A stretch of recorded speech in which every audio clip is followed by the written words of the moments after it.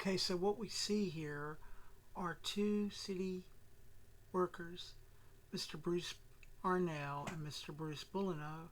You'll see they stop here at the Oasis, and you'll watch while Mr. Bruce Arnell kicks the rail and kicks it out of place, and then Mr. Bullino takes a picture.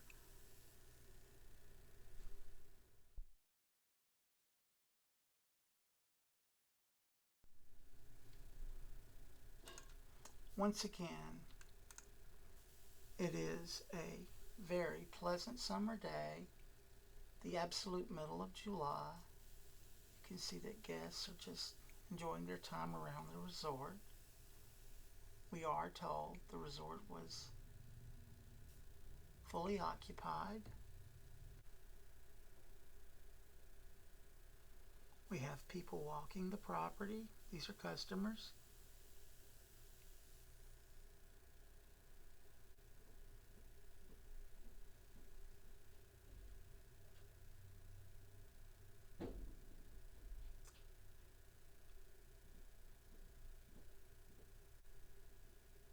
And here they return.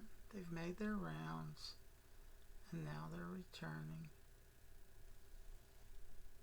And they've engaged the woman who is sitting again with the shades on. Once again, they haven't reached out to ownership that we're aware of. And they're once again engaging the woman who is sitting.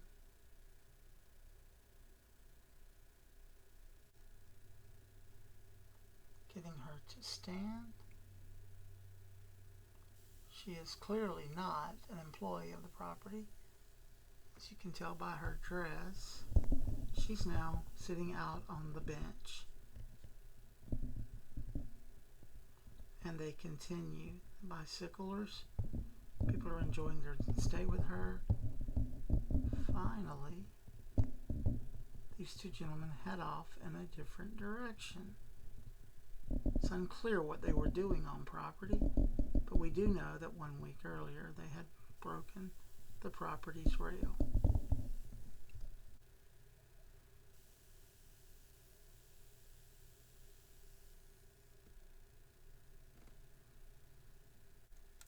Okay, it's now 9:26 on July the 9th, 2 days after Mr. Shy's complaint in local media.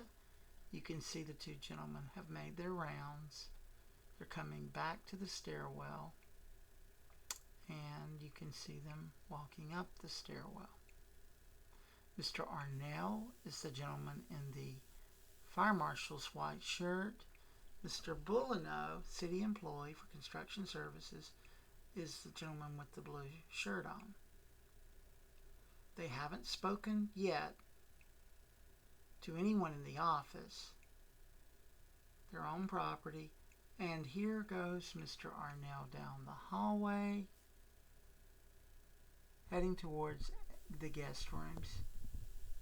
It appears he's looking in the windows, and now he is beginning to knock on a door. This hotel is obviously full, according to the owners. It's the middle of July, as it would be expected the hotel to be full. Mr. Bullino is taking pictures once again, and he begins to proceed towards Mr. Arnell. They've now engaged a customer. They have not spoken with the ownership. The ownership has not been informed their own property, and now they're beginning to talk to customers. Once again, this is private property. This is on July the 15th, 2:08. This is a week after. You can see the guests are moving around. The hotel is full. They have full occupancy. It's the middle of July. We can see Mr. Bruce Arnell pull up, get out of his vehicle, and he begins to head off camera. Not clear where he's headed, but oh, here comes in another car. Mr. Arnell heads back. Two city officers are now on here. He speaks with a guest. He's talking, he's pointing, and this is one of the customers, so obviously she's not overly informed. But he speaks with her. Does he go in the office? No. He now gets on the phone again. Is he calling the hotel owner? We don't know. We do know that we have Mr. Bullino, City Construction Services, here once again with his camera. We see a guest kneeling. We see Mr. Arnell. It appears he's inspecting. Perhaps he's engaging her. He points in multiple directions, and Mr. Bullino moves forward. It does appear that they're talking with the guest. And here comes another guest.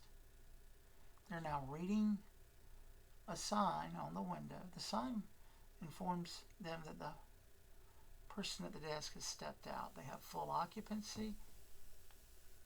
Okay, so now they head back up the stairwell. This is the stairwell they broke the railing on 1 week earlier.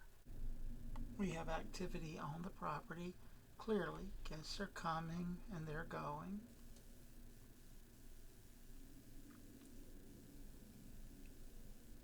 In short, it's an odd time for city services to be interacting with customers.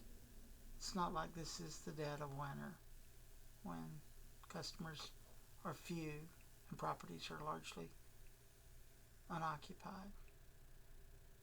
You can see that once again people are moving around the property. These are customers. This one appears to be headed on the town somewhere. And we have more guests. And here they've come back. They've made their rounds. It's now 2:38 on the 15th. And the young lady's still on the phone. And now these gentlemen have decided to leave. Mr. David would later sell the property to a man named Noam Payed, whose realtor works on the board of the DRC. We're told now the DRC has a contract on this property and plans to demolish it. Mr. David says he did sell the property under duress. He felt he had been harassed ongoing, and his guest had been harassed ongoing. You can now see the cars pulling off and leaving the property. The time is 2:39 on July 15th.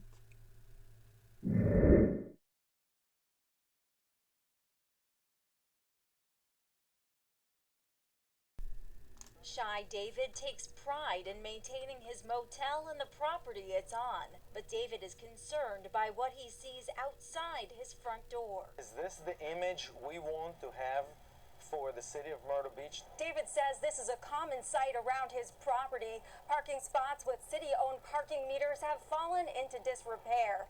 And in some extreme cases like this one, you can't even see the parking meter because of overgrown vegetation and trash. In January, Myrtle Beach city leaders began cracking down on property owners with tougher code enforcement rules, a way to make sure properties are maintained more consistently.